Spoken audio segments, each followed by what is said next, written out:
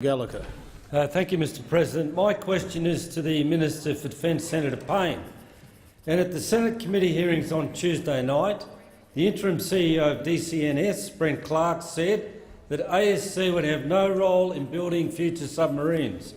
Can the minister confirm that this is the case, despite DCNS proposing a range of options for a role for ASC during the competitive evaluation process for the Australian Future Submarines project?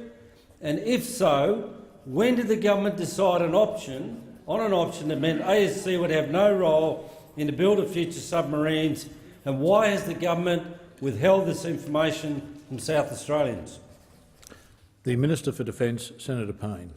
Thank you very much, Mr President, and I thank Senator Gallagher for the opportunity to reaffirm the government's decision to build 12 future submarines in Adelaide. It's an historic decision, it's a nation-building decision, it will deliver the capability our Navy needs, and it will create thousands of Australian jobs. In fact, it will create over 1,100 direct jobs and 1,700 indirect jobs, in addition to the thousands of other jobs which will be created through our surface shipbuilding program as well.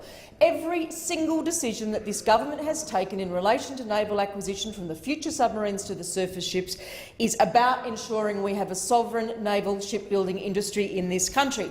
And of course, that stands in distinct contrast, Mr President, as you might recall, to those opposite who failed to make one single decision in relation to the acquisition of naval capability. Senator Gallagher, a point of order. Yeah, my point of order, Mr President, is relevance. I'm talking about ASC and their role. Thank you, Senator Gallagher. I'll remind the Minister of the question. Minister.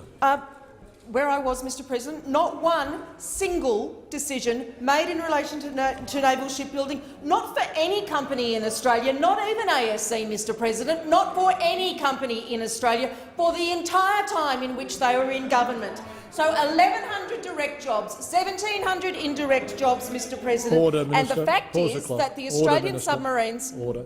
Point of order, Senator Carr. Order. Mr President, this is a serious question. It would appear that the government has been either the government has been misled, or the government has misled South Australians about the role of the ASC in the future submarine project.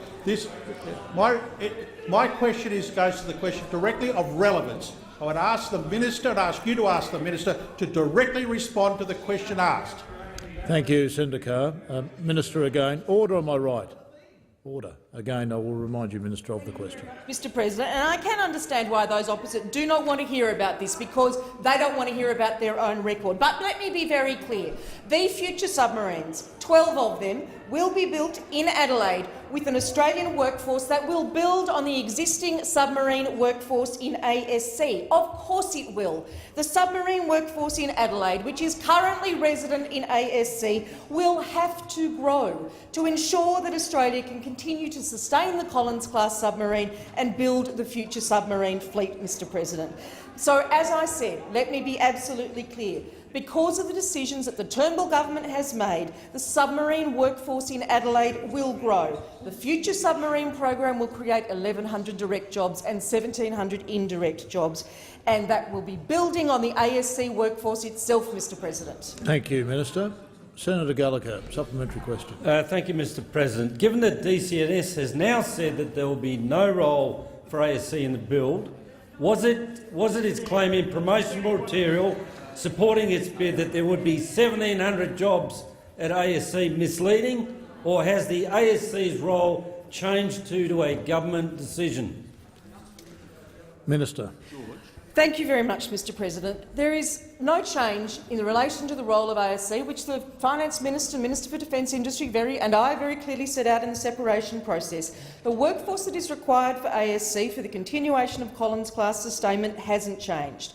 We will be building on the submarine workforce in Adelaide, Mr President, because we have to build on the submarine workforce in Adelaide to sustain the Collins-class submarine and to build the future submarine.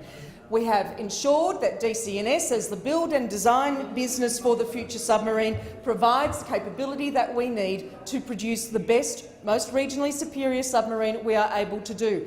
That is the very direct focus of the government, Mr President. But we have to build on the submarine workforce, not diminish it, grow it. It's not that difficult to understand, even if you were not capable of commissioning one single ship in the entire time you were in government. We will be building on the submarine workforce in Adelaide, Mr President. Thank you, Minister. The time for answering the question has expired. Senator Gallagher, final supplementary question. Thank you, Mr President. The former CEO of DCNS, Mr Sean Costello, said that over 90% of the build would occur in Australia. The new CEO is now refusing to confirm that percentage. What will the local build percentage? Will this government guarantee? And when will you consult with the workforce? Minister.